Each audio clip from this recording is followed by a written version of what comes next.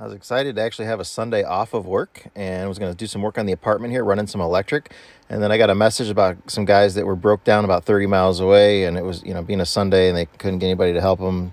So we decided to drop everything and go try to get them going. So we're out here at a Love's off of Interstate 40. Got a message from a guy with an Eagle that's having some problems. We're going to see if we can get him going here. It was stuck in gear. He got it unstuck from gear, and then his batteries were dead. Then he got it running, and now I guess when it was stuck in gear, somebody helped him with the clutch, and they adjusted the clutch on it, but now he thinks that it got adjusted the wrong way. So we'll see if we can get it fixed up for him here. So I could see him from the interstate. He's up kind of around where that tow truck's at, I think.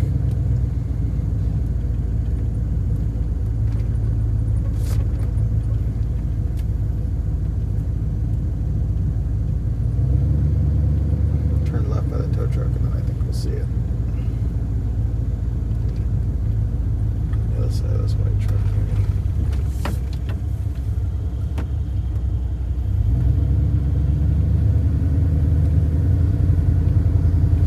Right there, left. Oh, I thought you meant it was the middle. Outside there. All right. Tell me the story. What happened? And okay, we came here and we thought the clutch was going bad, but it was actually the clutch was froze. Okay, we got here, got BC truck repair, came out yesterday, and now we're thinking that he pulled one of the rods out in the back, and I think he added something to the rod. I think he added too much to the rod. Okay. But we'll let you see and let you determine, because I told my brother we need to call you and let you. Okay, so the gear shifter's moving freely. Yeah, we got it out of gear. And you can put it in and out of gear now. Yeah. Without the engine's not running right now, correct? Correct. So you can pop it into first right now. It'll go into first. Right. And then when you go back into second, it won't pull back out of second because it'll like hang there. Okay. All right. So we'll go look at that, and then we'll look at the clutch adjustment. Why don't I do this like and go to the doctor? You the doctor, let me get out your way. You just tell me what's wrong. Well, let's go see. Do you have an access panel over it to get it, or do we got to look from the side? You got to look. Rick, he's back there. He can tell you. Okay. So after looking at it here for a minute, we realized that his clutch linkage is only moving about 1/4 of an inch, which is not nearly enough to engage and disengage the clutch. Okay. All right. New plan.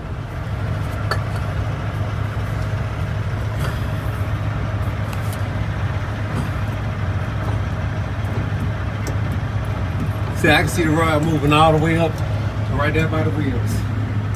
Is there another joint that you can see or no? So we've got this moving freely here. Nothing. So it's narrowed down to this linkage here. It is not moving between here and that inspection cover right there.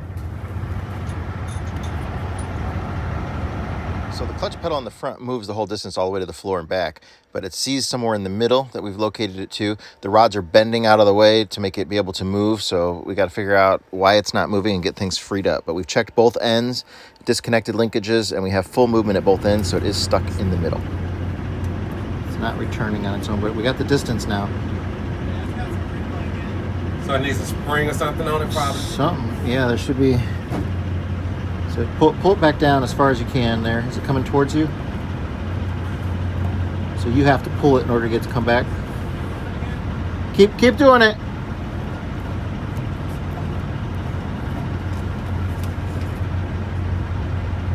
Keep going.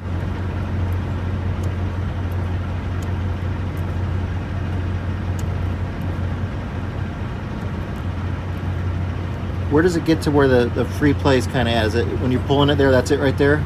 Yep, that's it. Okay, step on it. Let go. Step on it. Let go. Hey, I've noticed up front in the side pocket, there's a spring that's broke also.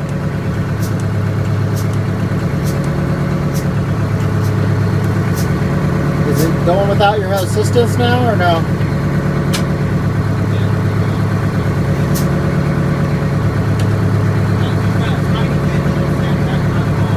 Okay, Go ahead, shut the engine off.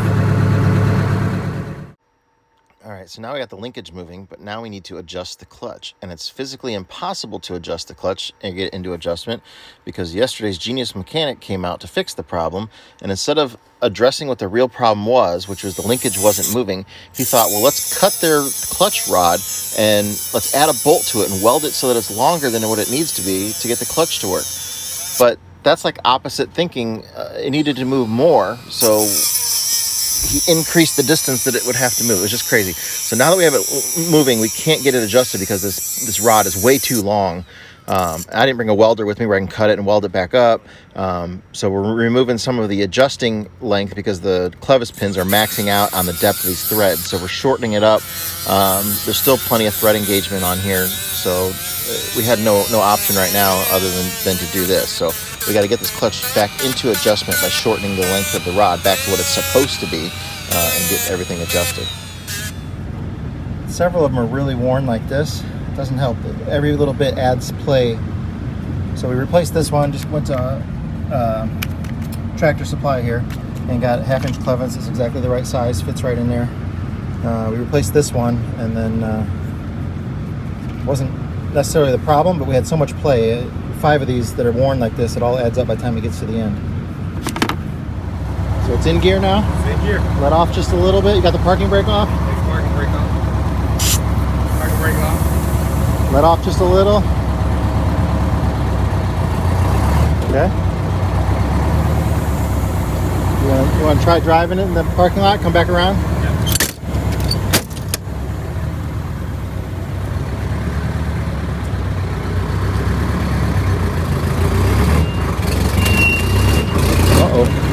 Ran over his light.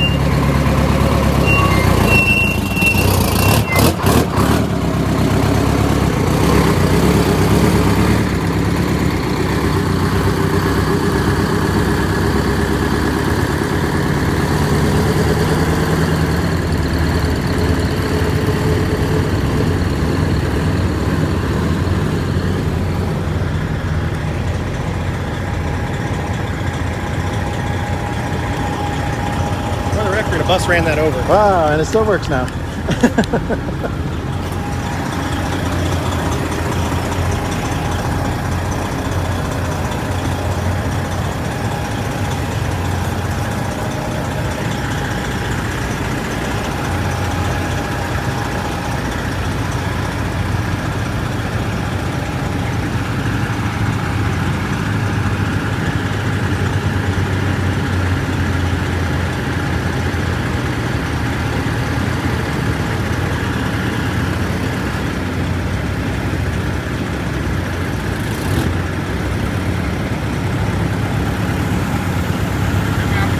Sluggish, not having power. Yeah? That's what it's doing now.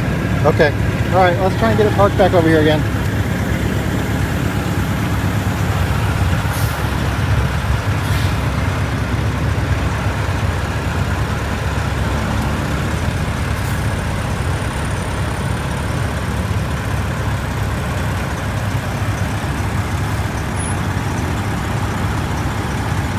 Got no power, so my guess is the fuel filter's plugged up on it.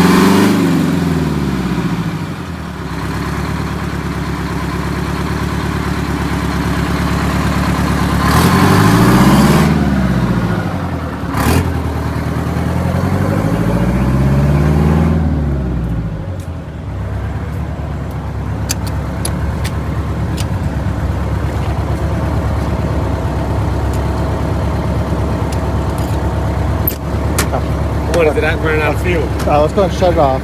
Okay. You think it's low on fuel? It might be low on fuel. Oh, shoot. Okay. I'll go get a jug and get some. It's never just one thing, is it? So now he's, you had a report of losing power, not having good power on it. Eliminate the first thing. He thought he might be low on fuel. Let's add 10 gallons of diesel, make sure that's not it. No, that wasn't the problem. Next thing, let's check the fuel filters, which that's usually what it is. This bus is making its first trip home since they purchased it. So a lot of times nasty fuel gets in there, and so it's fuel filters. But luckily this has a Raycor fuel filter. We're able to open it up, and it's perfectly clean inside as the primary. So the primary would be the one that gets nasty and plugged up first. So then we go from there. Hey, we got one linkage problem. Let's check another, and then this is what we found. Step on it!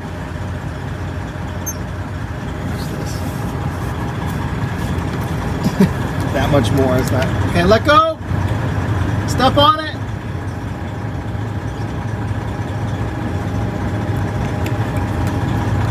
So we're not getting full throttle. Let go! Let go! The shim, the bushing in here is totally shot. Look how that's the throttle linkage.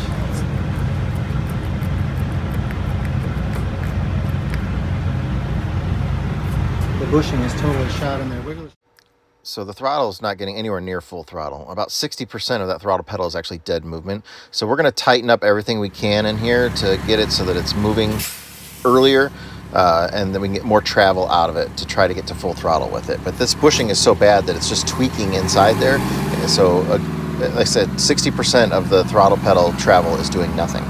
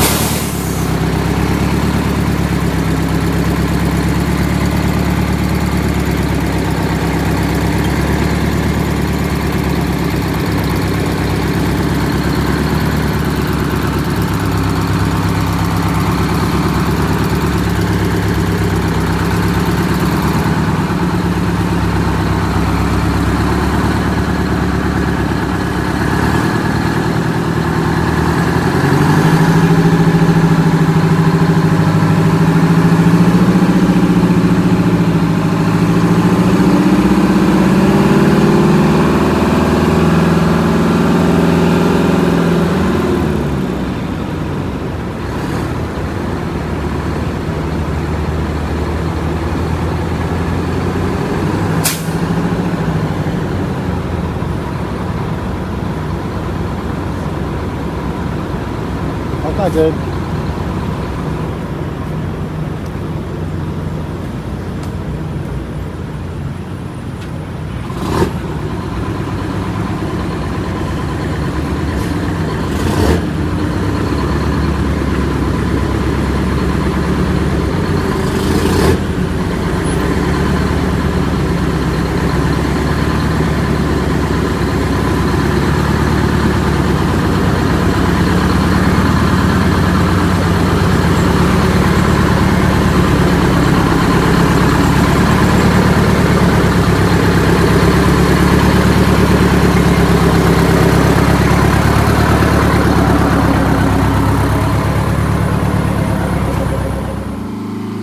Well, we've tightened everything up as much as we can. We got them mostly full throttle, and it's going to be good enough to get it home, I think. And then they can start addressing the linkage issues and get new bushings. Or I don't know, remember if that's needle bearings in there. Or I think it's bushing though. But they can get that all replaced, and hopefully they'll make it home to Atlanta.